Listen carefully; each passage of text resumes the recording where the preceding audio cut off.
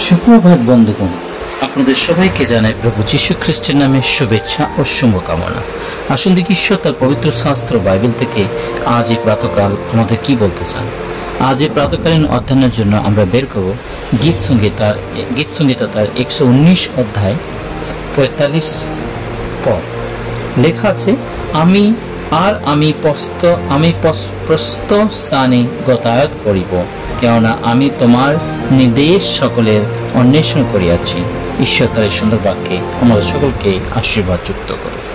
হ্যাঁ বন্ধুগণ, আজ এই প্রাতঃকাল যখন সদাপ্রভুর বাক্য পাঠ করি, আমরা গীত সংগীতা যখন পাঠ করি, আমরা সেই গীত সংগীতা দেখি তিনি এখানে বলছেন, তিনি তার দাস সাধু দাউদের লেখা, এবং সাধু দাউদ সাথে অনেক লোকে সেগুলো লিখে রেখেছে, বউ থেকে লেখা, এবং তারা এই বাক্য বলছেন যে এইভাবে লেখা আছে, আমি প্রস্ত স্থানে গতায়াত করিব।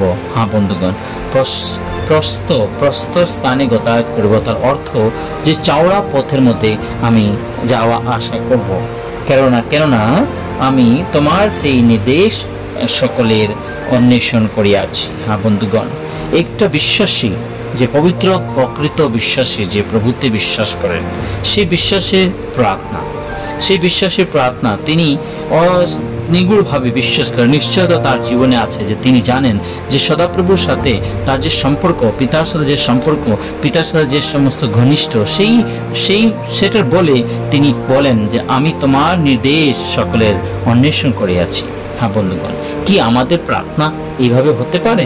কি আমরা এইভাবে প্রার্থনা করতে পারি? কি আমরা বলতে পারি যে আমি সেই প্রশস্ত স্থানে গতায়াত করিব? হ্যাঁ বন্ধুগণ, প্রশস্ত স্থানে গতায়াত করিব, তার অর্থ সেই চওড়া পথে আসা যাওয়া করব, গমনাগমন করিব, কারণ আমি জানি আমার সদাপ্রভুর সেই নির্দেশ সকলের অন্বেষণ আমি করিয়াছি। আয় বন্ধুগণ, আজ এই প্রাতকাল আমরা এই বাক্যকে আমাদের জীবনে যেন রাখতে পারি, আমরা যেন প্রভুর পথে চলতে পারি, প্রভুর কার্য যেন আমরা অনুব্রত করতে পারি, আমাদের জীবন যেন সর্বদা প্রভুর সেবাতে যেন লাগিয়ে থাকে। কারণ এখানে লেখা আছে, আমি রাজগণের সাক্ষাতেও তোমার সাক্ষ্য কলাপের কথা বলিব, আর আমি লজ্জিত হইব না। হালেলুয়া! এই হচ্ছে সেই বিশ্বাসের প্রার্থনা।